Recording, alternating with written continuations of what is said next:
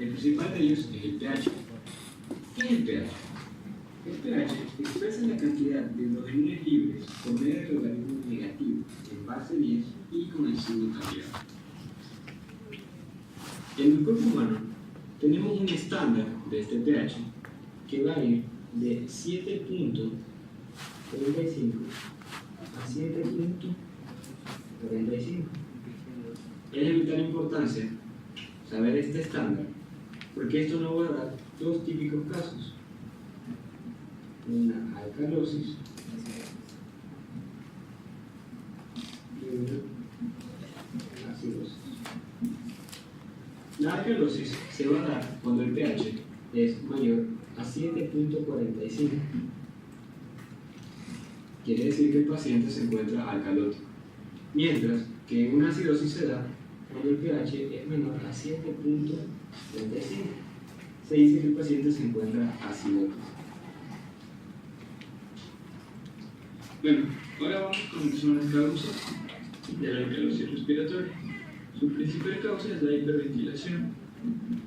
La hiperventilación está estimulada por lo que viene a ser una crisis de ansiedad, una persona que está en grandes alturas, o un ejercicio intenso, como lo que le sucedió a Ángel en el caso anterior. La hiperventilación va a ocasionar que la frecuencia respiratoria del paciente incremente.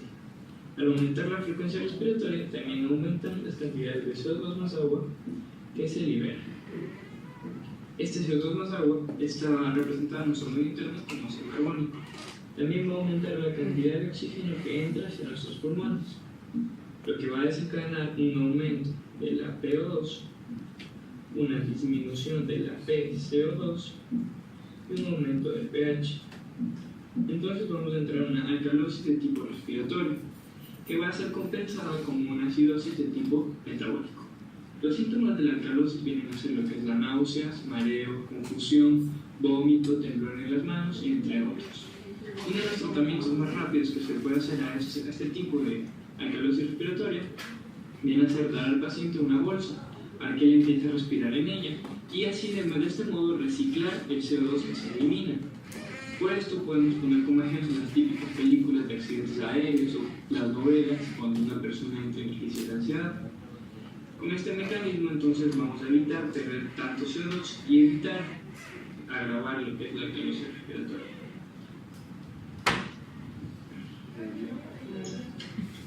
Digo, Ángel, ¿qué le pasó? Nada, fue la altura, y una alcalosis respiratoria. Un doctor salió y me explicó. Me dijo que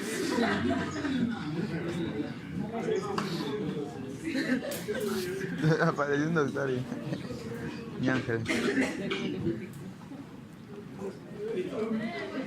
La caída. Pues el video entonces te que los adultos van a ser divertidos. Sí. Mamón, ¿sabes? La caída. Bueno, primo, estamos llegando aquí. algo parecido a una vez. Yo estoy bien.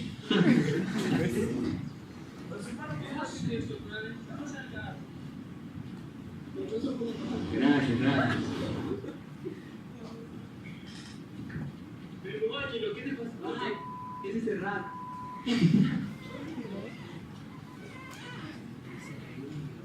Digo, Ángelo, ¿qué te pasó? ¿Estás bien? No. Para entender lo que es la alcalosis respiratoria, primero tenemos que tener claros ciertos términos comunes. El más importante, el pH.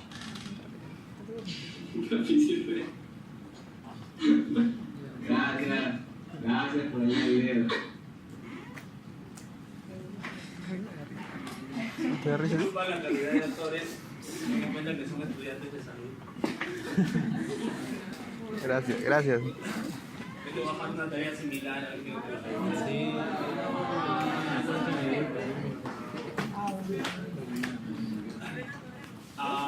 ¿Qué le pasó al tipo que llegó de Colombia? Le dio el color. ¿Por qué?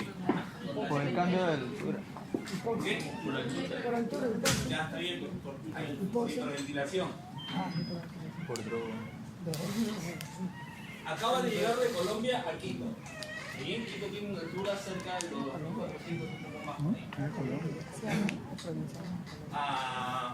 Los primos le dicen tranquilo si te estás sintiendo mareado, tranquilo si estás sintiendo náuseas, vamos a correr y corriendo se te pasa. ¿Era correcto? Al contrario. Él empezó a correr, hizo esfuerzo físico y terminó desmayándose. Eso es producto de la hiperventilación. ¿Sí? Incrementa su frecuencia respiratoria, entra mayor cantidad de aire, oxigena más del CO2 que puede eliminar y hace alcalosis respiratoria. Ojo, que el video no es del todo correcto. Dime por qué.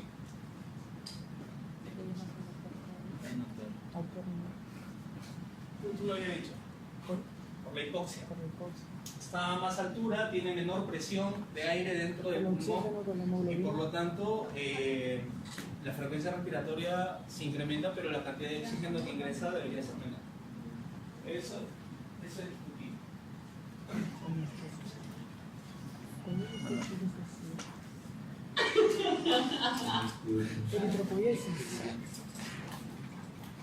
¿Quién es Ángela? ¿No es Río Ángela? Yo no me acuerdo que de la parte del hígado. Listo. Vamos acá. Nos habíamos quedado en la clase anterior con No sé recordar para pagar. mencionando que teníamos diferentes presiones en el pulmón. ¿Sí? Diferentes presiones tanto en el alveolo como diferentes presiones y que las capas que cubrían el pulmón generaban otras presiones diferentes.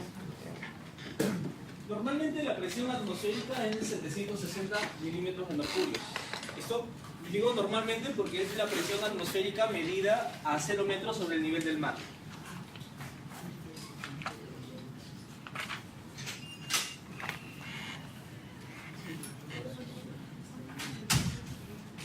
¿Está bien? Esta presión, ojo, esta presión es la misma que va a ingresar cuando se habla de las vías respiratorias. Por lo tanto, esta misma presión será la que nosotros encontremos en el alveolo pulmonar. ¿Está bien? Entre pleura y pleura va a existir una diferencia de presiones. Una diferencia de presiones generada por este espacio virtual, el espacio entre las pleuras, el espacio pleural. ¿Está bien? Esta diferencia entre una pleura y la otra es de 4 milímetros de mercurio. En negativo para la pleura parietal. Por lo tanto, a ese nivel vamos a tener no 760, sino 756 milímetros de mercurio. ¿Listo? ¿Qué más? Recuerdo que habías estado observando este gráfico en el Baito. ¿Lo viste? Y tenías las dos tipos de presiones que habíamos mencionado, la presión alveolar y la presión pleural. ¿Sí? Acá tenemos esta presión transpulmonar, esta presión que se genera entre estos dos espacios. Y habíamos dicho que la presión alveolar iba aproximadamente desde 0 en reposo, ojo, en reposo al final de la expiración, a -1 cuando se terminaba la inspiración, y que con este -1 teníamos un ingreso de aire de 500 mililitros. Estos 500 mililitros y este -1 ocurrían cuando el diafragma se contraía, cuando el diafragma descendía. Y con su relajación, el músculo regresaba a su posición inicial y este -1 pasaba a +1. Este +1 era suficiente para expulsar estos 500 mililitros de aire. Algo similar, pero con una diferencia de presiones, pasaba en la presión pleural. También disminuía en la inspiración y aumentaba en la expiración, pero con valores distintos. Acá vamos a tener un inicio de -5, no de 0, sino de -5. Y al final de la inspiración vamos a llegar a -7,5. ¿Sí? Y en la expiración esto puede volver a aumentar hasta 5. De tal manera que tenemos una diferencia de presiones, una presión transpulmonar que va a ser diferente en la inspiración, va a ser mayor, y la presión transpulmonar en la expiración va a ser menor. Esto va a ser importante y fundamental para determinar la resistencia y la elasticidad del pulmón. ¿Sí? Veamos algo más.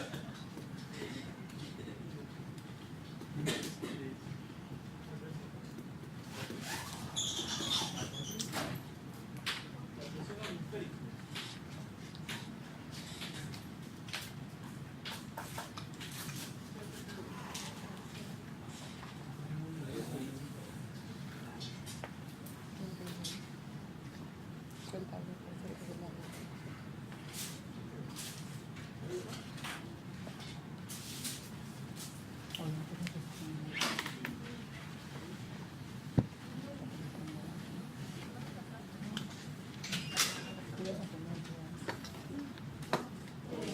ponemos?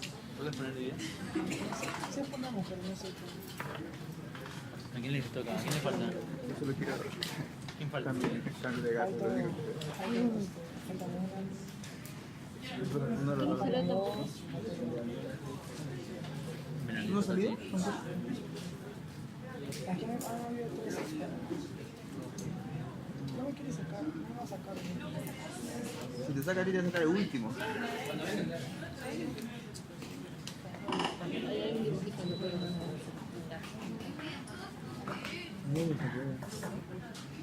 O sea que revisar todo lo que puso de calidad.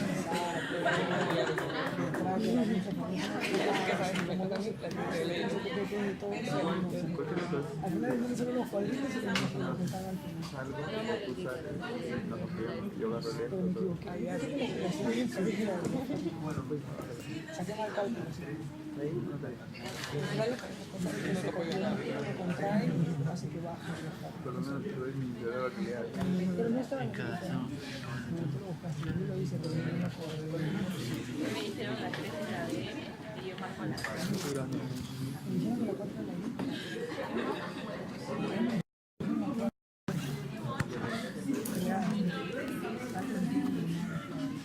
A ver, vamos acá. Gracias, compañera, por la edad.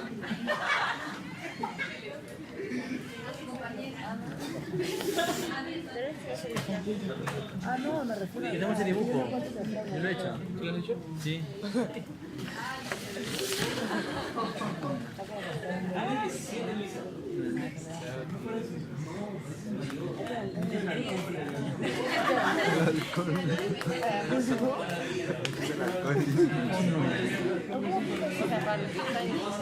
Ya, a ver, escuchen, por favor.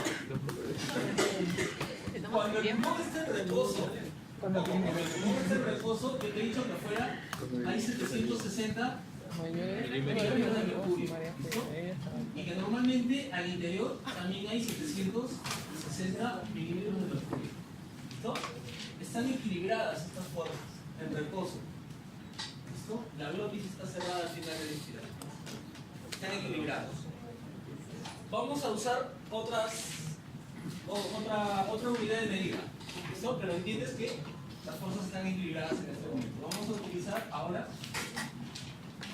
Vamos a decir que adentro hay 0 centímetros de agua y afuera 0 centímetros de agua. ¿Listo? Está en reposo. La presión que ejerce, la fuerza que ejerce la presión pleural, mira, va en este sentido. ¿Está bien? Y está equilibrada con la presión que ejerce dentro del alveolo la tensión superficial y otras cosas. ¿Listo? Están equilibradas. Acá tenemos el músculo diafragma. ¿Está bien? Cuando este músculo diafragma se contrae, aumenta una fuerza más a la fuerza de la presión pleural y vence la presión alveolar. Por lo tanto, el pulmón se expande e ingresa aire y la presión disminuye hasta de 0 a menos 1 centímetro de agua. ¿Listo? Otra vez.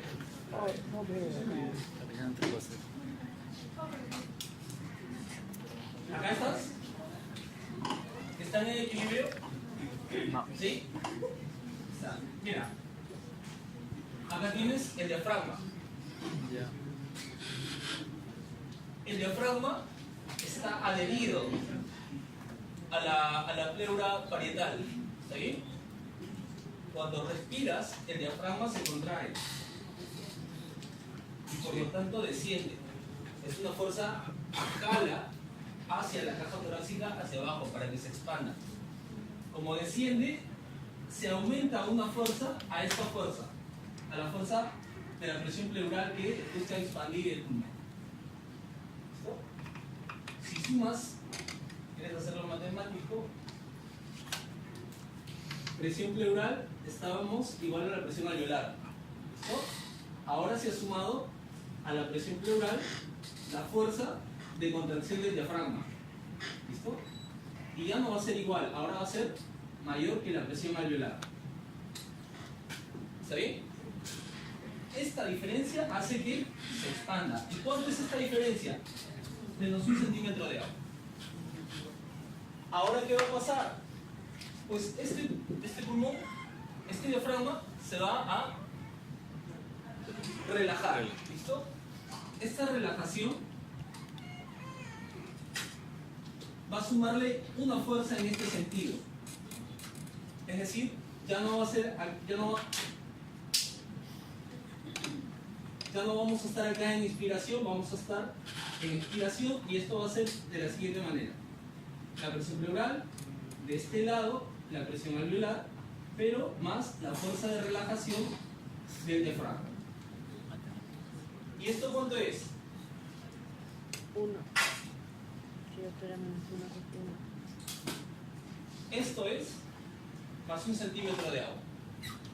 ¿Listo? ¿Lo entiendes?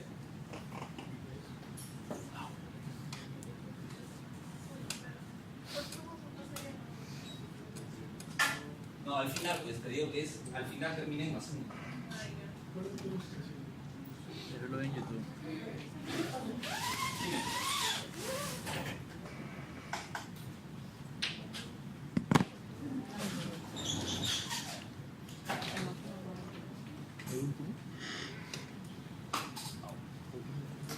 Lo que te he explicado, no sé si me lo he explicado aquí o otro grupo. Espera otro grupo. Vale, esto no viene en tu pasito. Adelante, entonces si no, es. A ver, James, atiende. Imagínate que estás por el barrio de James. ¿No? Más arriba todavía. Sexta zona. Y entonces tú estás llegando a visitarlo a James. ¿Ya? Y como estás en ese barrio y no te conocen, James no sabe que llegabas, no te ha mandado a la gente para que te cuide, te pretenden robar tu celular. ¿No? Como tú, no quiero decir tu nombre, no te voy a mirar tampoco, tienes fotos de esas raras en tu celular, no quieres que se lo lleven. ¿Raras? No, forma. Ya sabes. O sea, vas a cuidar ese celular con tu vida. ¿Listo? Así es. ¿Ya? Es más, le vas a pedir permiso al choro para sacar tu tarjeta de memoria antes de seguir tu celular. ¿Listo? Pero en fin, en esa resistencia que tú opones, desgraciadamente, para llevarse tu celular, te acuchilla. Y como el delincuente había estudiado anatomía, sabía que entre la cuarta y la quinta costilla es donde debía ejercer la puñalada. Ah, se lo chévere.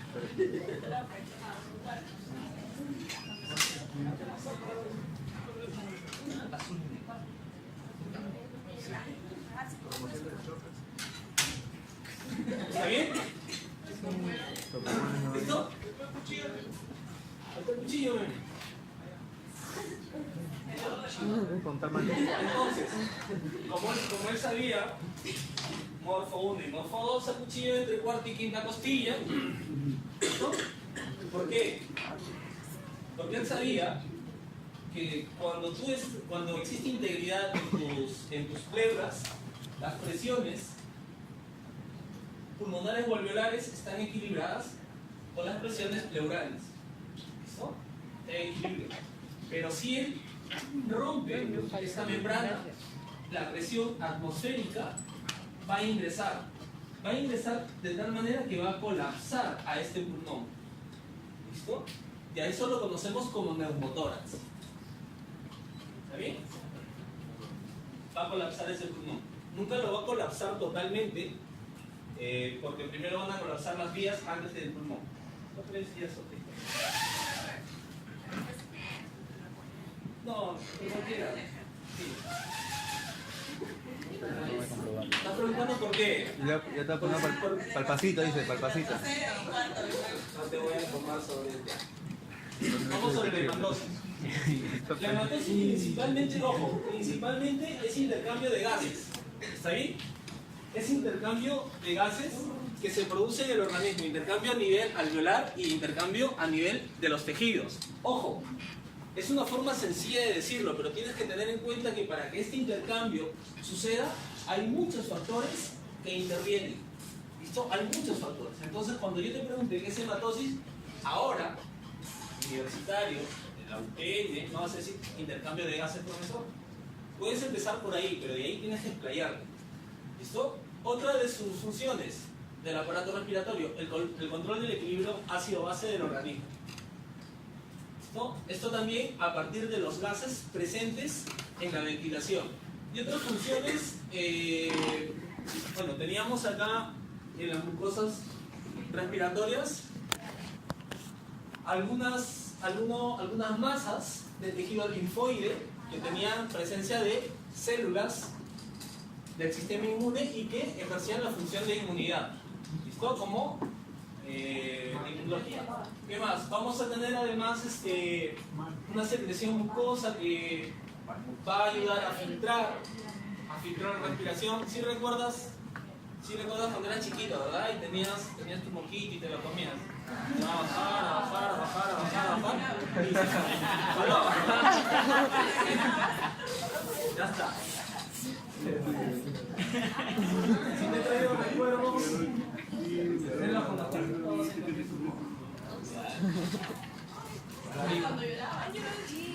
Saladín.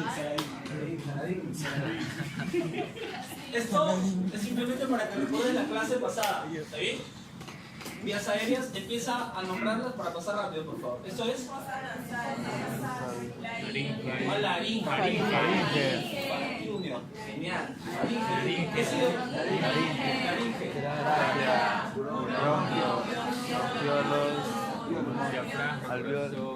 Listo, genial. Mira, los alveolos, sacos alveolares, ¿está bien? Los capilares, y acá supuestamente está ocurriendo este intercambio. Por vía aérea, al saco alveolar, le va a llegar aire. Mientras que por los capilares vamos a tener sangre. ¿Listo? Sangre llevando también gases. ¿Recuerdas la membrana respiratoria? La membrana respiratoria estaba conformada por la membrana del alveolo, que era básicamente la célula termocito tipo 1. ¿Listo? O célula 1. ¿Listo? Teníamos este espacio. Observa este espacio. Espacio intersticial. ¿Listo? Entre el capilar y entre el alveolo. ¿Recuerdas cuánto medía ese espacio? 0.5. ¿Qué tiene? Micrómetros. 0.5 micras. ¿Está bien? Y teníamos esta otra membrana. La membrana del capilar. ¿Listo? Entre estas membranas iba a haber difusión de gases en uno u otro sentido. ¿Listo? ¿Qué va a pasar?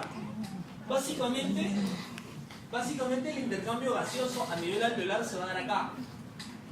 Se va a dar entre estas dos membranas. Vamos a tener el paso de oxígeno del saco alveolar hacia el capilar. Y vamos a tener el CO2 hacia el alveolo. ¿De qué depende este paso? ¿De qué dependen las direcciones? Depende del gradiente de concentración. ¿Qué más? ¿Qué más podría afectar? Sí, factores, pero ¿cómo? La hemoglobina. Ya podría, la cantidad de gases que tenemos. La presencia de protones. La presencia de protones. ¿Qué más? La superficie, ya. La superficie de estas membranas. ¿Qué más? Pero mira, sencillo. ¿El espacio? Piensa, estos son los componentes. ¿Listo? Los componentes están las membranas, el espacio, los gases que van a intercambiarse. ¿Qué pasaría si empieza a incrementarse la cantidad de líquido entre este espacio intersticial? Y esta membrana se hace más ancha. ¿Se dificultaría o no? ¿Sí? estaríamos ante como esa acumulación de líquido en espacios intersticiales, estaríamos frente a un edema pulmonar. ¿Listo? Al ser un espacio más amplio, pues habría mayor dificultad de difusión. Yo te digo, pasa de este lado de la universidad al otro lado de la universidad y en medio ese pasillo es agua. ¿Listo? No tienes que bajar, ni siquiera nadar, lo cruzas, subes y ya estás al otro lado. Pero ¿qué pasa si yo te pongo una piscina de 200 metros? Nada, pero Nada. ¿te toma más tiempo, sí o no? ¿Más esfuerzo, sí o no? ¿Más cantidad de ATP? Listo. Pues algo así pasa con este espacio intersticial y el líquido intersticial cuando hay un edema pulmonar. Cuando pasa esta 0.5 micras en el espesor de la membrana intersticial a nivel pulmonar, estamos hablando de un edema pulmonar. ¿Listo? Eso puede interferir. ¿Qué otra cosa puede interferir? La concentración de gases que tenemos a cada lado. Lo que estaba mencionando Pierina. Esta concentración de gases va a generar una presión de gases. Imagínate que estás en la altura y tienes menor presión atmosférica, ya no es 760, la presión puede llegar a los 690. Entonces en el alveolo también será 690. Hay menor presión para empujar al oxígeno desde acá hacia el capilar. Hay menor presión. Entonces pasará menos oxígeno. ¿Esto también interfiere? Claro que interfiere. ¿Qué pasa si estamos hablando de una persona que es hincha de Laguna Pike? Laguna Pai. Ya. Laguna Pai. Un grupo de reggae.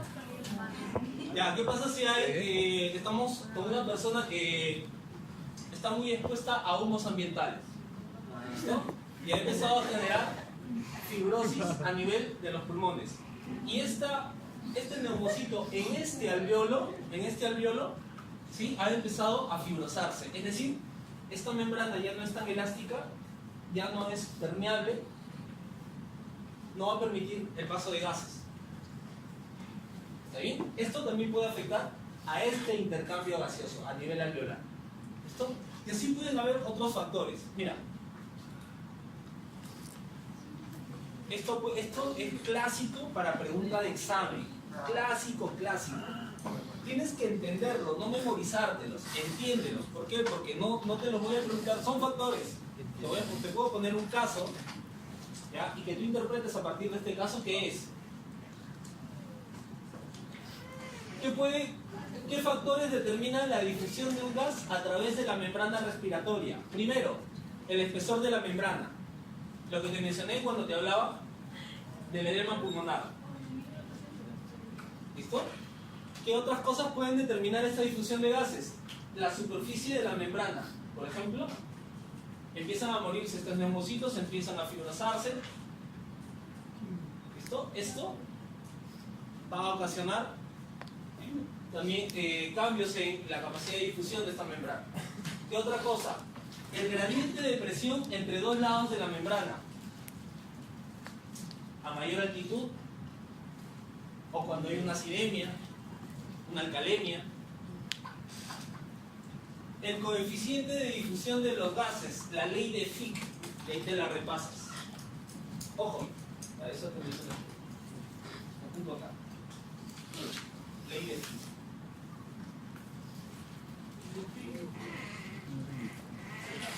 ¿No? A ver, no todos los gases tienen la misma capacidad de difusión.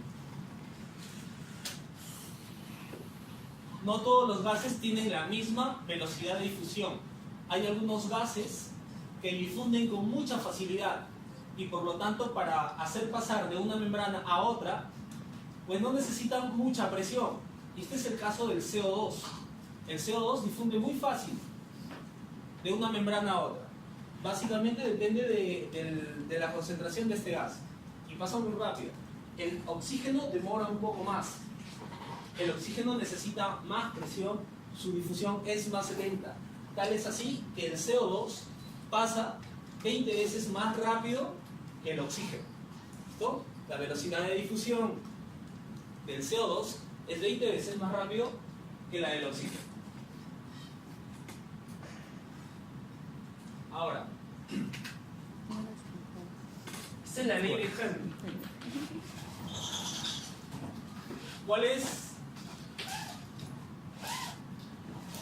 la ley de Henry sobre las bases?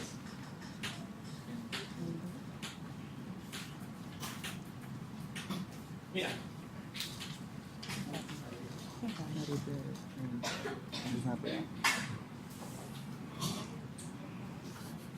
en la atmósfera, ¿a qué presión estábamos? 60. 760.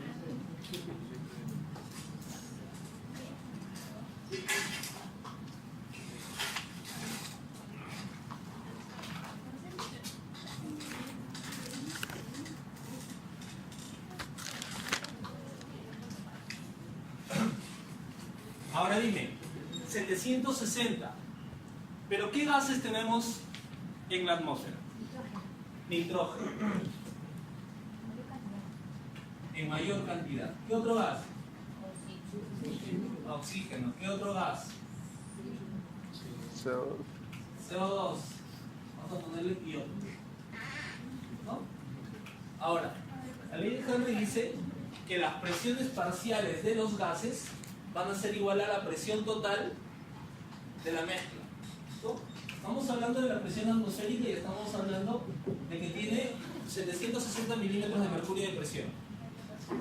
Pues la suma de las presiones parciales del nitrógeno, la presión parcial del oxígeno, la presión parcial del CO2 y la presión parcial de los otros gases tendrá que sumar 760. ¿Por qué nos sirve esto? Porque a nosotros lo que nos va a interesar a nivel capilar es estas dos presiones. La presión de oxígeno y la presión de CO2. ¿Está bien? ¿Cuál es la presión de oxígeno a nivel atmosférico? Aproximadamente 160, 159 creo que 159. ¿Está bien? Cuando pasa del pulmón, cuando pasa de la atmósfera al pulmón, este aire mantiene esa presión. Pero van a haber ciertos cambios en las presiones de oxígeno. Y esto tiene que ver con la interacción entre las dos cosas. Y va a pasar de ser una presión parcial de oxígeno a nivel atmosférico de 159 a ser una a nivel alveolar, a ser una presión parcial de oxígeno de 104, 105 o 106, eso dependiendo de la bibliografía. ¿Listo? Y eso es lo que nos va a interesar, esta presión, la presión dentro del alveolo. Y acá la tienes. No sé si la distinguen desde atrás. La presión en el alveolo, producto de la presión que proviene de la presión atmosférica, es 105 milímetros de mercurio. Mientras que la presión del CO2 es 40. ¿Listo? Esos dos valores te los tienes que aprender. Y a partir de acá, vamos a razonar de la siguiente manera.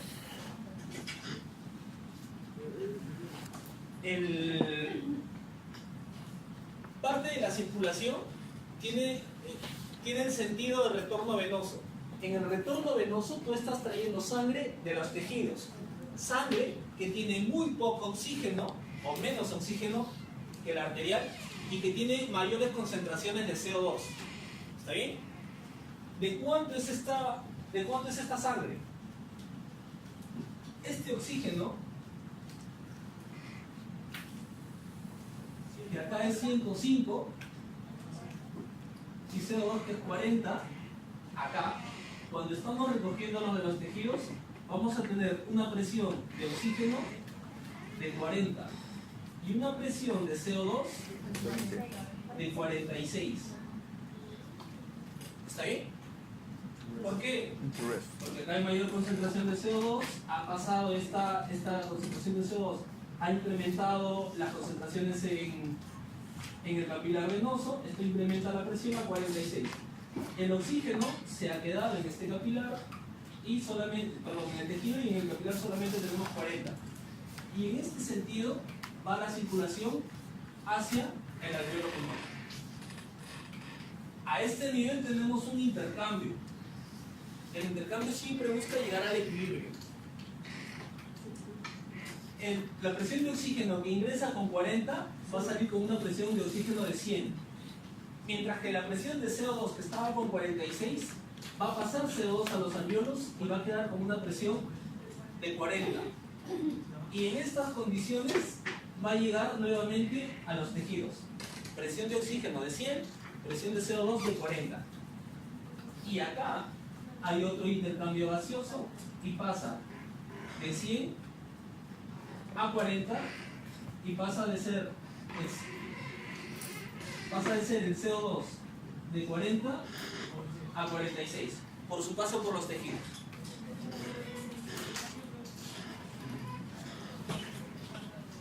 Esto viene de la atmósfera. Acá está. Ahora, acá es fácil entender cómo es que este oxígeno pasa hacia el capilar. ¿Listo? Hay una diferencia de presiones muy grande. Acá, para entender por qué es que el oxígeno pasa al capilar y cómo se asocia el CO2, vamos a tener que conocer algunos mecanismos adicionales.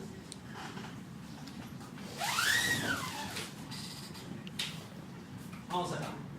Mira, tienes que saber cómo viaja el oxígeno. El oxígeno viaja en la sangre, sí, pero ¿cómo?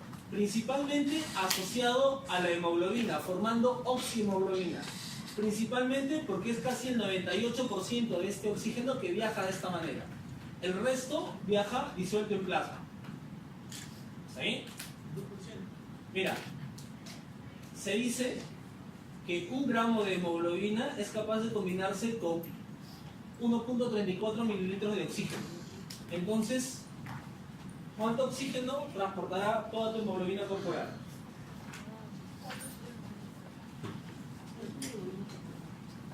¿Cuánta hemoglobina tienes? 14, yo tengo 14. Ya, dime tú, ¿cuál es tu hemoglobina? Bueno, 13. 15. Machea quiere que le digamos ya. ¿Cuánto es tu hemoglobina?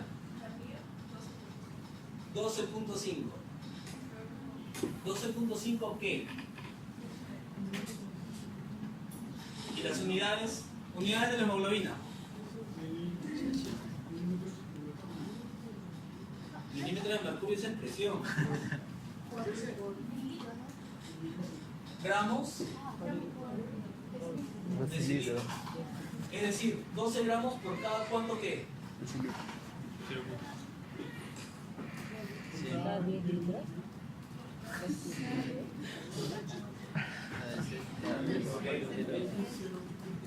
Las unidades.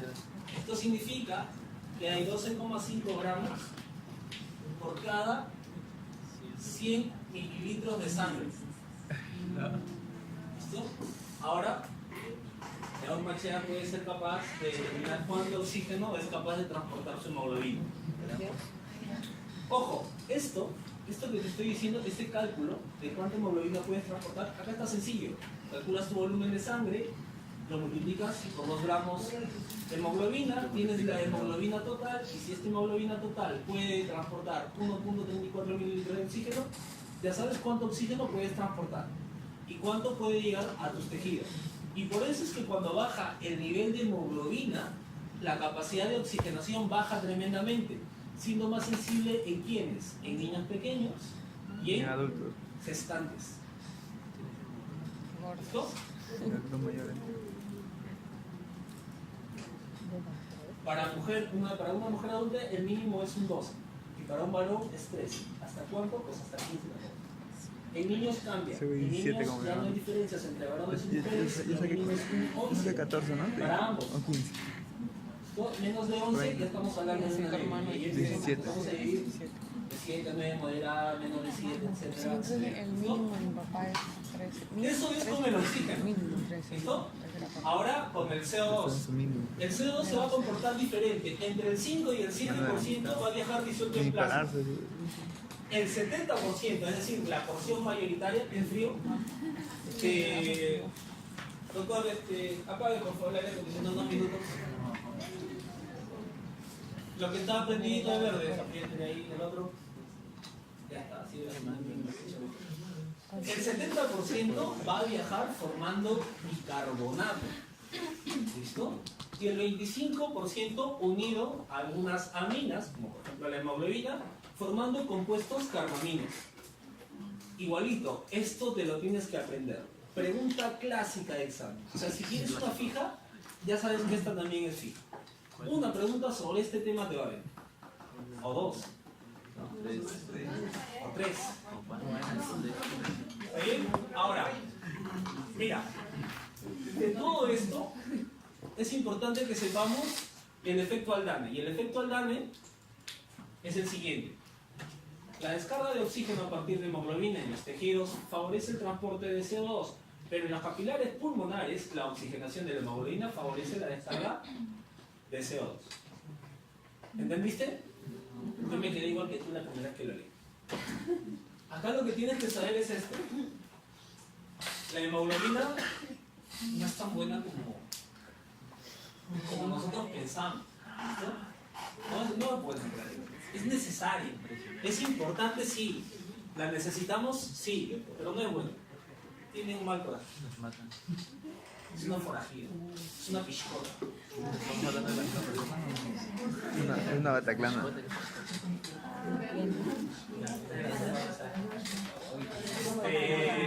¿Por qué? Escúchame. El oxígeno tienes que verlo como el chico bueno, el chico que usa lentes, el chico que estudia, que va de su casa a la universidad y de la universidad a su casa. ¿No? James, sí es James. ¿No? Trabaja, es responsable, buen hijo, buen amigo. ¿Listo? Pues la hemoglobina, cuando lo ve al oxígeno, se une al oxígeno. ¿Listo? Lo toma de la mano y le dice, empecemos este camino juntos. Y empiezan a caminar. ¿Listo? Pero la hemoglobina es hemoglobina, al fin y al cabo. ¿No? Es una bandida, ya sabes, un machete. ¿Listo? El CO2, tú sabes que el CO2 es tóxico. No lo quieren en el organismo. ¿Sí? Lo botan del organismo, lo botan de la célula. Es un desecho, no es un desecho social, es un desecho del metabolismo, ya que para términos metabólicos podría ser el parangón. Entonces no lo quieres. ¿Por qué? Porque es el chico malo. ¿Listo? Arbolito. Entonces, la hemoglobina, si bien es cierto, anda con el oxígeno muchas veces, nomás ve al CO2, al chico malo, ¿listo? Hace un lado al oxígeno y se va con este forajido del CO2. Así de forajido de la hemoglobina. Y es más todavía, si tú le presentas al chico más malo, al que anda en moto, tiene tatuajes, vive solo, ¿listo? No tiene trabajo, pero nadie sabe cómo se mantiene, se une y no lo deja. ¿Quién es este? Mira, te he dicho que se puede unir al oxígeno, te he dicho que se puede unir al CO2. Ya sabes que este muchacho usa lentes, ¿verdad? Es buena gente. Este no, imagínate que es un pelucón, ¿listo? El más malo de los malos es este. ¿Quién es? ¿Quién es? El picado.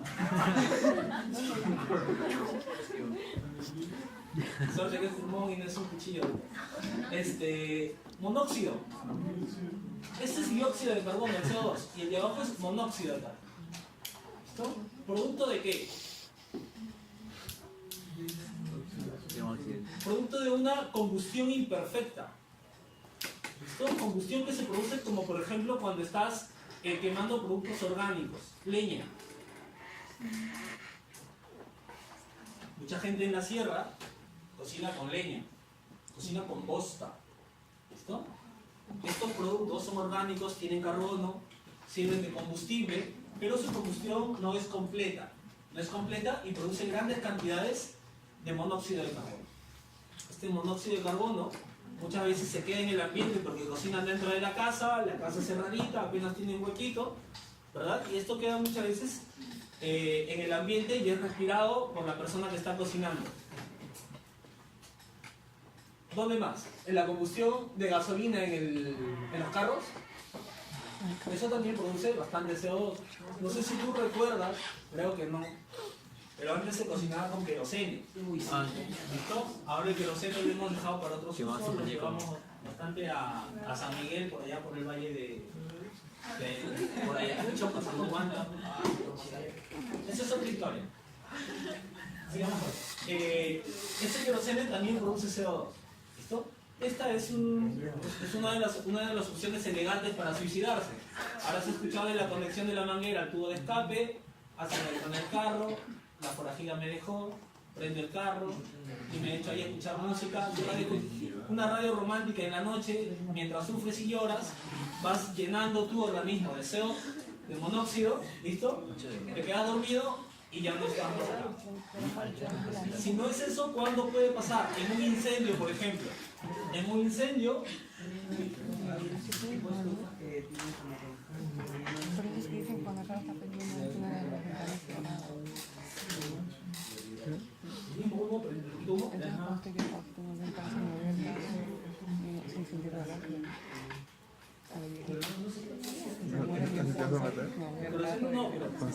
escúchame por qué no sería el querosene. Ya, escúchame. ¿Cuándo te mata este CO? Lo que pasa es lo que te estaba mencionando de la hemoglobina. ¿Sí? Tan forajida esta hemoglobina que cuando lo vea el CO, suelta lo que tiene y se asocia con el CO.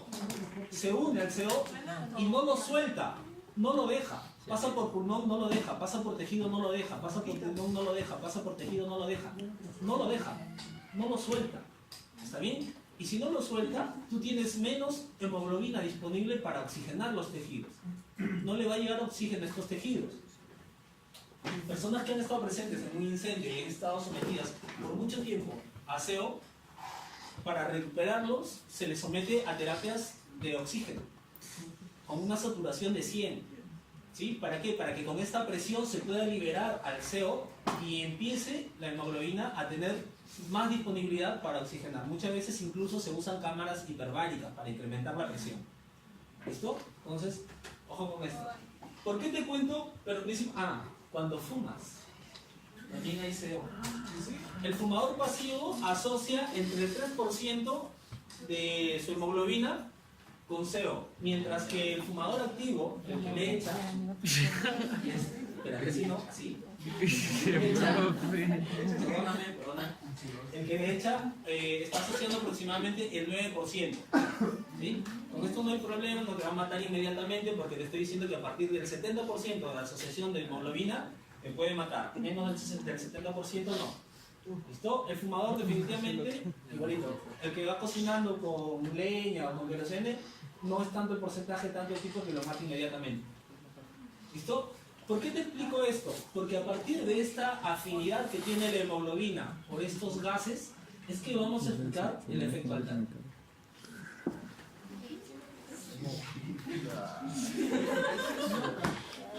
Mira, por favor. Yo sé que este cuadro te causa éxtasis. Un cacahuate. ¿Listo?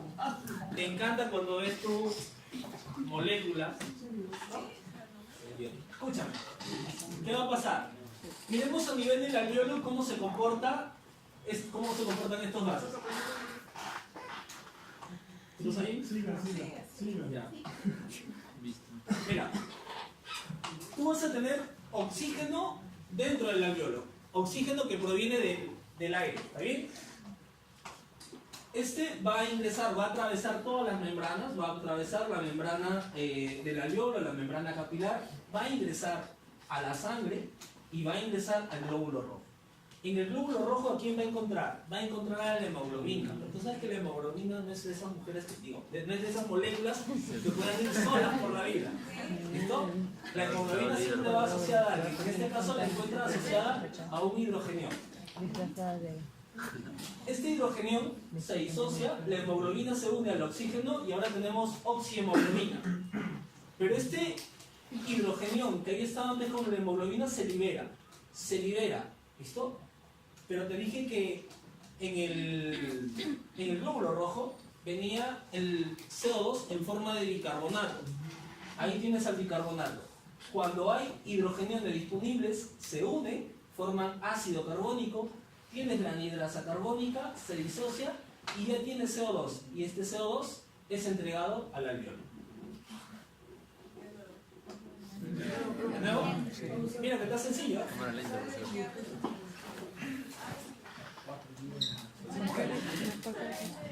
Solamente molesto.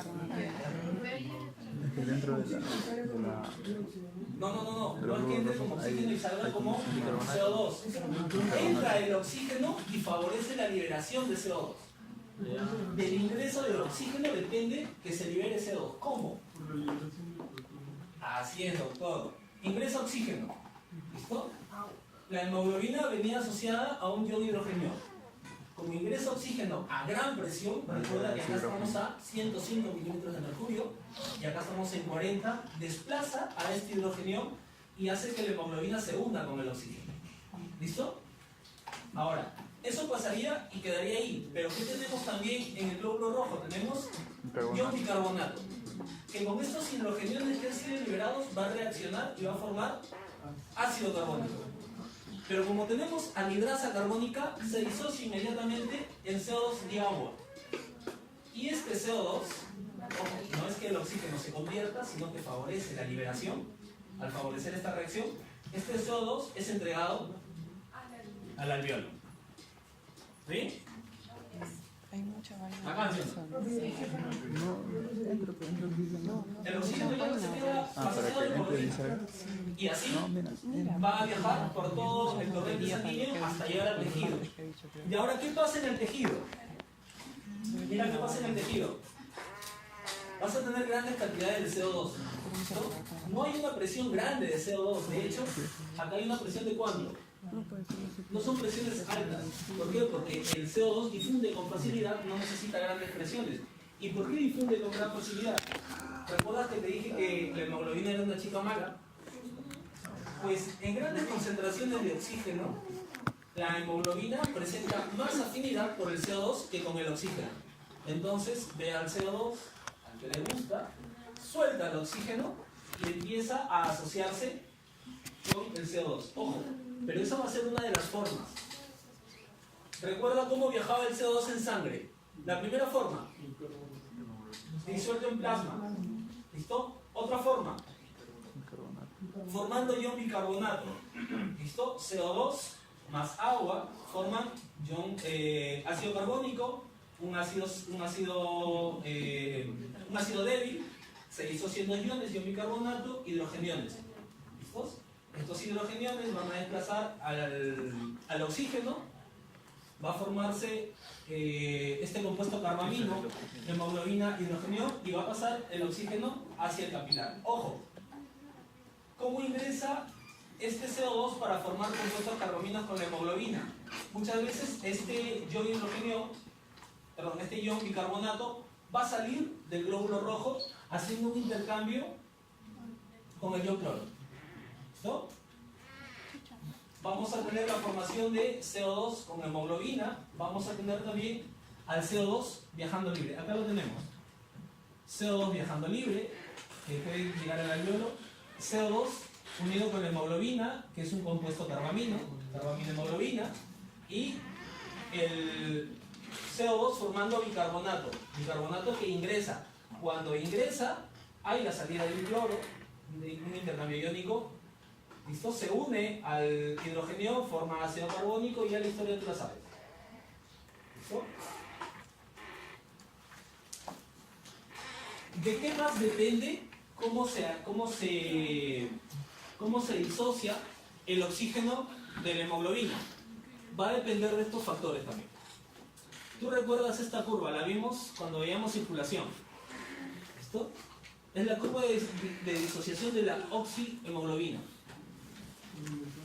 Cuando aumentaba se desplazaba hacia la derecha, cuando disminuía hacia la izquierda. Lo mismo acá, es lo mismo, es la misma curva. ¿Listo? Se va a desplazar. Ojo, esto no es que esto sea lo óptimo y que esto sea malo o esto sea malo. Es necesario. El trabajo de la hemoglobina es transportar oxígeno a los tejidos. Pero tú te imaginas que llegando a los tejidos esta hemoglobina siga unida al oxígeno y no lo entregue. La idea es que lo entregue y que entregue grandes cantidades de oxígeno. ¿Está bien? ¿De qué va a depender? Pues del juego de presiones que existe en todo el organismo.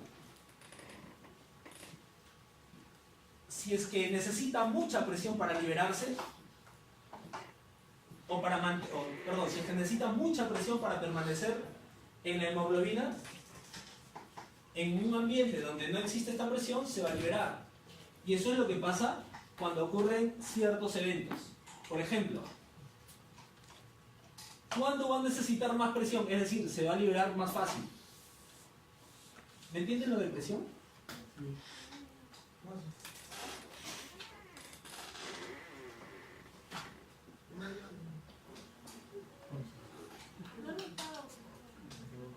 Ya, imagínate, vamos a hacer una representación de las presiones. ¿Listo? Imagínate que la presión es directamente proporcional a la masa corporal de una persona. ¿Está bien? Vamos a tener a alguien que ejerce bastante presión. Imagínate una persona de 2 metros, ¿ya? Recontramusculado. Imagínate eso a nivel del pulmón. Por acá que estamos en el tejido, imagínate una persona de 1,50 m, recontra flaco, tela, ¿listo? Con muy poca musculatura. El que va a poder ejercer más presión es esta persona que esta persona. Más en el pulmón que en el tejido. ¿Está bien? Entonces, a nivel del pulmón es muy fácil que esta persona haga ingresar oxígeno a la hemoglobina porque tiene mucha fuerza. ¿Está bien? En el tejido tenemos a este personaje que es más débil. Entonces, cuando llega a este nivel la hemoglobina con el oxígeno, él no tiene tanta fuerza para mantener el oxígeno dentro de la hemoglobina. Entonces parte de la hemoglobina va a salir. ¿Sí lo entiendes así? Ya está. Pues eso es lo que pasa normalmente. ¿Listo? ¿Qué pasa cuando aumenta la concentración de hidrogeniones? Es decir, cuando disminuye el pH, o cuando aumenta la concentración de CO2, o cuando aumenta la temperatura, una persona que está haciendo ejercicio, una persona que está haciendo fiebre, o cuando aumenta la concentración de difosfoglicerato, que si acá llegaba a 40, ¿listo? O sea, si la persona que estaba acá, con la fuerza que tenía, era capaz de mantener 40 de oxígeno dentro de la hemoglobina, va a necesitar ahora más fuerza para mantener esos 40, y como no la tiene, se va a liberar mayor cantidad de oxígeno. ¿Listo? Entonces acá necesitaríamos a una persona más fuerte que la que tenemos para seguir manteniendo 40 de oxígeno en la hemoglobina. Por eso es que esto se orienta hacia la derecha. Como no tenemos a esta persona más fuerte, el oxígeno se va a disociar con mayor facilidad. Cuando se desplaza hacia la izquierda es porque acá pusieron a alguien más fuerte. ¿Listo? Y entonces permite mantener más oxígeno dentro de la hemoglobina. Por lo tanto, la disociación del oxígeno con la hemoglobina es más difícil o necesita menor presión. ¿Cuándo se desplaza a la derecha? Cuando tienes disminución del pH, aumento de CO2, aumento de la temperatura y aumento de concentraciones de difosfoglicerato. ¿Listo?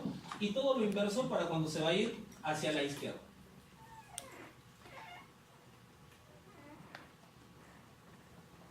¿Cómo se regula este pH?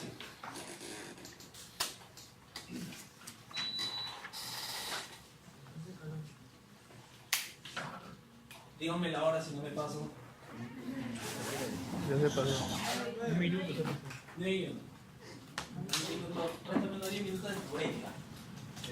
¿Qué? Yo no, Le quitamos el disco, sí. No problema, profe. Me voy a saltar varias y bájate lea. ¿Qué? Ya, escúchame.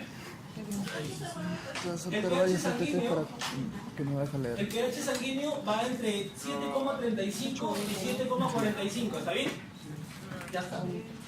Cuando disminuye el 7,35 estamos frente a una acidez. Y cuando sube de 7,45 estamos en una alcalosis. ¿Metabólica o respiratoria?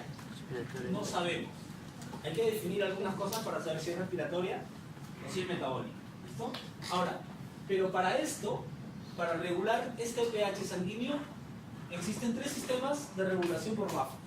¿Listo? ¿Listo? Y los más importantes van a ser el buffer renal y el buffer pulmonar. Mira. Acá. Dijeron ahorita que tengo los pulmones. Ahora están llegando. ¿De cuánto es el pH? De 7,35 hasta 7,45. ¿Listo? pH promedio 7,4. Cuando disminuye de 7,35 vamos a estar frente a una acidosis. Y cuando este pH sanguíneo sube de 7,45, alcalosis. El problema es si es respiratoria o es metabólica. ¿Cómo lo vamos a saber? Va a depender de dos factores. Va a depender La presión. del CO2. Si es CO2, ¿qué va a significar? CO, gases. Entonces, va a ser respiratoria. O de las concentraciones de iodo bicarbonato. Si es un iodo bicarbonato, ya es un metabolitis metabólica. ¿Listo? Ahora,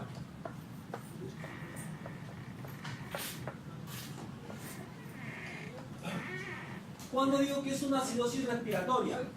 Cuando hay cambios en las concentraciones normales o en las presiones normales de CO2. ¿Y cuándo va a ser esto? Cuando esta presión de CO2 es superior a 40 milímetros de mercurio. Cuando esta presión en la sangre es mayor de 40 milímetros de mercurio, yo puedo decir que esta acidosis es producto del incremento de esta presión, es decir, es una acidosis respiratoria. ¿Está bien? Y tiene sentido. A mayor presión de CO2, mayor concentración de CO2, mayores hidrogeniones liberándose de la reacción ácido carbónico bicarbonato, incremento de hidrogeniones, disminución del pH y por lo tanto acidosis. ¿Listo? Ahora, ¿pero qué pasa si es que la presión de CO2 está normal? Tengo que sospechar la otra opción. Que la concentración de bicarbonato sea muy baja. ¿Listo? Y si es que la concentración de bicarbonato es muy baja, pues vamos a estar frente a una acidosis, pero metabólica. ¿Cómo se compensa en estas? El valor normal, o sea, el valor que debemos tener como rango límite es 24.000 equivalentes por litro de bicarbonato. Si es que hay menos, pues ese es el motivo de esta acidosis metabólica. Lo que va a pasar en la alcalosis es similar, solamente que con estos valores inversos. Va a ser alcalosis respiratoria cuando la presión de CO2 sea menor a 40 milímetros de mercurio y cuando las concentraciones de bicarbonato sean mayor a 24.000 equivalentes. ¿Listo? ¿Están relacionadas? Sí están relacionadas. ¿Por qué? Porque la acidosis respiratoria va a tener una compensación a partir de la función del riñón. Y cuando es acidosis metabólica se va a compensar a partir de ¿qué? A partir de un incremento en la ventilación. Te explico un poco más. Decíamos, mira acá por favor, decíamos que tenemos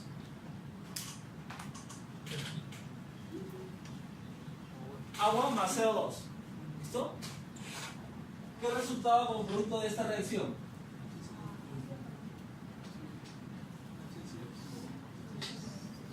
¿Verdad? Que se disociaba muy fácilmente. Y teníamos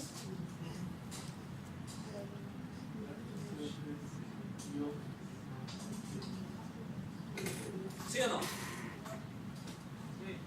¿Qué pasa?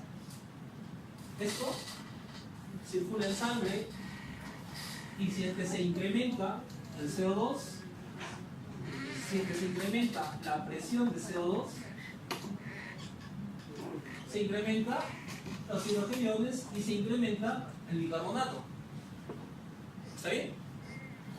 ¿Qué pasa? Estos dos circulan en sangre y van a llegar en algún momento. Así es que vamos a estar ensayando. Ahí está.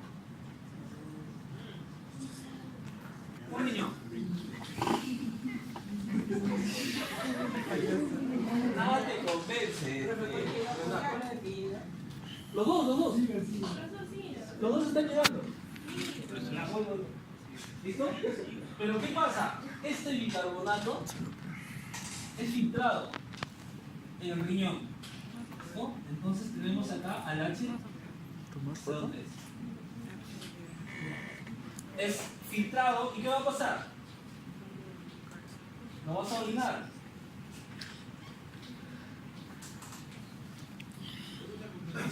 No hay ningún problema si es que este CO2 está en presiones normales. La cantidad de hidrogeniones que se va a producir es la cantidad normal. Va a ser compensada por la respiración, vamos a estar en equilibrio. ¿Listo? Tiene un problema esta persona a nivel pulmonar. ¿Listo? Por ejemplo, tiene una fibrosis a nivel pulmonar, parte de este pulmón ya no funciona bien, tiene menos capacidad de ventilar, está ingresando menos oxígeno, se está concentrando más CO2 en la sangre, por lo tanto se está produciendo más bicarbonato y más hidrogeniones. Cuando este bicarbonato empieza a ser filtrado, estos hidrogeniones incrementan y disminuyen el pH y ya tenemos acidosis. ¿Qué debe hacer en este momento el riñón? A este nivel, en vez de excretarlo, recuerda que por acá pasa un vaso, ¿no? Regresarlo a la circulación para que vuelva a reaccionar con estos hidrogeniones y forme ácido carbónico, para que esté compensada este equilibrio en la acidez. ¿Listo? Por eso hablamos de que hay una compensación renal. Lo contrario,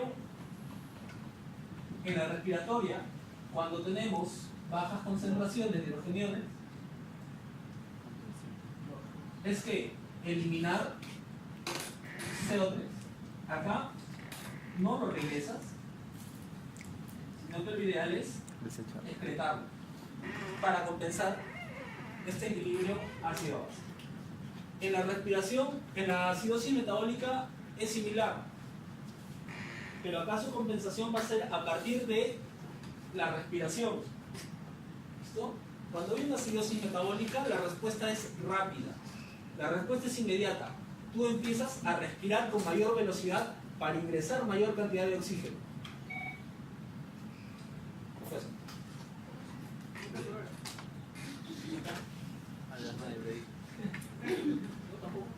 ¿Listo?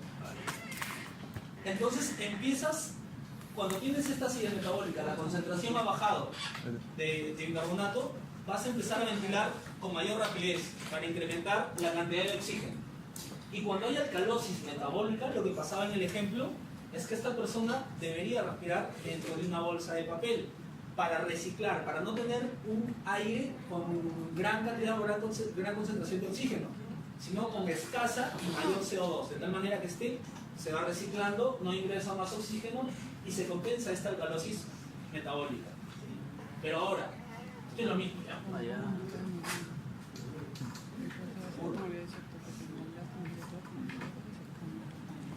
es lo mismo. Tienes una disminución del pH por un incremento de hidrogeniones. ¿Qué va a hacer tu riñón? Excretar. ¿Listo? Excretar bicarbonato. Pero por el contrario, tienes una presión baja de CO2, tienes un incremento del pH. ¿Qué va a pasar? Vas a eliminar estos hidrogeniones. Ojo, esto demora días. La compensación a partir de la respiración es más rápida. ¿Está bien? Acá tienes a tu acidez directa, a tu acidosis respiratoria. ¿Listo? Esta es tu metabólica, tu compensación inmediata, respiratoria. Tu compensación, en este caso, renal.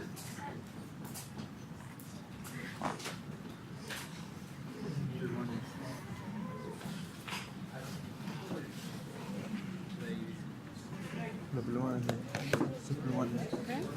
Tiene 13 plumones.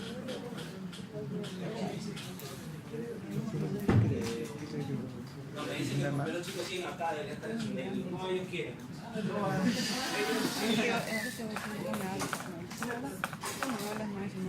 Ya, escúchame. control de la respiración, facilísimo, ¿sí? En realidad es complicado, es como una clase especial, pero como tú te la vas a leer dentro de 5 minutos, es tu responsabilidad. Mira, ¿cuál te tienes que saber? Esta te tienes que saber. El control de la respiración, es decir, estoy en acidosis, ¿listo? Estoy en acidosis metabólica. Tengo que empezar a incrementar mi frecuencia respiratoria. ¿Tú lo decides? Tú no lo decides. Lo detecta tu organismo, activa mecanismos para llegar a la homeostasis, al equilibrio ácido-base, y empiezas a ventilar más, pero no por decisión tuya. ¿Quién decide? Vas a tener 2 centros respiratorios. Un centro respiratorio vulvar. Cuando escuchas vulvar, ¿en qué te hace pensar? Gracias. Y otro centro de respiración a nivel de la protuberancia. ¿Listo? En el centro respiratorio vulvar vas a tener al centro dorsal y al centro ventral. El centro dorsal se va a encargar principalmente de la inspiración y el ventral de la inspiración y de la expiración. Cuando hablamos de los centros respiratorios a nivel de la protuberancia, vamos a tener al centro apnéuxico, que tiene que ver con la profundidad. Es decir, una cosa es respirar y otra cosa es más profundo. ¿Quién hace eso? Este centro apnéutico. ¿Listo? ¿Cuál es otro? El centro neumotáxico. Limita la inspiración, puede incrementar también la frecuencia respiratoria. ¿Listo? Vamos a esto. Tú tienes un controlador central, está a nivel del sistema nervioso central, a nivel del tronco encefálico. Tienes sensores, ahora te menciono los sensores, y los efectores siempre van a ser estos músculos respiratorios. Cuando te agitas, hay una respiración forzada. ¿Quiénes son los responsables de esta respiración forzada? Los músculos respiratorios. Entonces los efectores van a ser estos músculos. Mira, este es el tronco encefálico, una bella vista, una bella toma. ¿Esto qué es? Bulbo. Protuberancia, ¿listo? Acá está el bulbo. ¿Listo? Acá tienes el ventral, que va a ser el responsable de la regulación de la expiración y la inspiración, y acá el dorsal, que solamente va a encargarse de la inspiración. ¿Listo?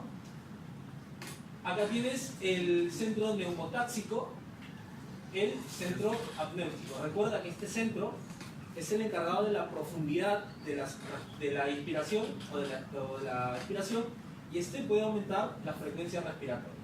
¿Listo? Esto ya lo leí. Ojo, cuando tú quieres hacerlo voluntariamente, ¿ya? Estás haciendo yoga, acroyoga, la variedad de yoga sí es chévere. Y quieres en tu fase de meditación hacer respiraciones profundas, etc. Esto lo regula la corteza cerebral. ¿Listo? Los efectores siguen siendo los músculos ventilatorios, pero el responsable del control es la corteza cerebral. Vamos a tener quimiorreceptores periféricos y quimiorreceptores centrales. Miren los quimiorreceptores periféricos. Van a ser moléculas que puestas en lugares estratégicos van a detectar las concentraciones de CO2 o van a detectar las concentraciones de hidrogeniones. ¿Esto qué significa? Que van a detectar si es que hay mucho CO2 o poco CO2. ¿Listo? ¿Y dónde están? Están acá, en la aorta, y están en el seno carotídeo. Y entonces vamos a hablar que estas moléculas van a ser los cuerpos aórticos o los cuerpos carotídeos. ¿Cómo funciona esta recepción? De esta manera. El potencial de membrana normalmente es positivo al exterior, negativo al interior. ¿Listo? Con estas presiones de CO2 o estas presiones de oxígeno, recuerda que son inversamente proporcionales, va a haber un cambio. ¿Listo? Esto, si es que hay una disminución de esta presión, hay un cambio en este potencial de membrana. Cuando hay un cambio de este potencial de membrana, va a ingresar potasio, abre estos canales de calcio, ingresan estos canales de calcio, los canales de calcio van a hacer que estas vesículas se acerquen hacia la membrana celular, abran estas vesículas y liberen dopamina. ¿Listo? Y esto es lo que lleva el estímulo a partir del noveno par craneal hacia el tronco encefálico y los centros reguladores. Esto en un quimiorreceptor periférico. Pero también vamos a tener quimiorreceptores centrales. ¿Dónde van a estar? Básicamente en el bulbo raquídeo, pero asociados al líquido cefalorraquídeo. ¿Y qué se va a detectar a este nivel? A este nivel principalmente se va a detectar, o estos receptores detectan, ojo, lo mismo, la presión va lo mismo, pero no reconoce a todas las estructuras, reconoce solamente a este ion hidrogenio. Cuando este ion hidrogenio incrementa su concentración, esto es percibido por este primer receptor. Y inmediatamente, sin necesidad de neurotransmisores, informa al grupo respiratorio dorsal. ¿Qué pasa? Se activa la respuesta ante esta concentración, las neuronas motoras activan a los músculos correspondientes y se incrementa la ventilación. Acá tienes una tablita, esto es del cuadro. No, este es el Guyton, es el Burger. Oh. Echarle la culpa a la mano. Va lo mismo, ¿ya? ¿Está bien? Esto es un ejemplo de regulación, así como este cuadrito. ¿Ya? Bien lo ves porque en tu aula virtual se ha subido bien. A ver, en conclusión, vas a tener quimiorreceptores a nivel central, que van a principalmente percibir los incrementos de esta presión. ¿Listo? ¿Por qué? Porque como resultado del incremento de esta presión o de concentración, vas a tener mayor cantidad de hidrogeniones y se va a interpretar a este nivel. En los quimiorreceptores periféricos vas a tener a estas concentraciones y a este pH que van a ser identificados por los cuerpos carotídeos o aórticos mediante neuronas aferentes, lo van a llevar a este centro de regulación y dependiendo de lo que se necesite, se van a activar neuronas motoras somáticas hacia los músculos de la inspiración forzada o de la expiración forzada, dependiendo de lo que se necesite. A partir de estos estímulos, mediante esta regulación, se van a efectuar estas modulaciones. ¿Listo? Este es el reflejo de la tos, receptores a nivel de la faringe, estimulación del vago, el bulbo raquídeo es el efector de la tos. Entonces, lo que va a hacer es que inspires mayor cantidad de aire, se cierre la epiglotis, haya una contracción muscular abdominal poderosa, aumente la presión abdominal, esto abra las cuerdas vocales y un momento después tengas una salida de aire a 120 o 160 km por hora, es decir, dos de estas toses y estás en chicho. ¿Listo? ¿Me puedes echar por ahí 5 minutos? 15. 20. Ya no regreso, profe.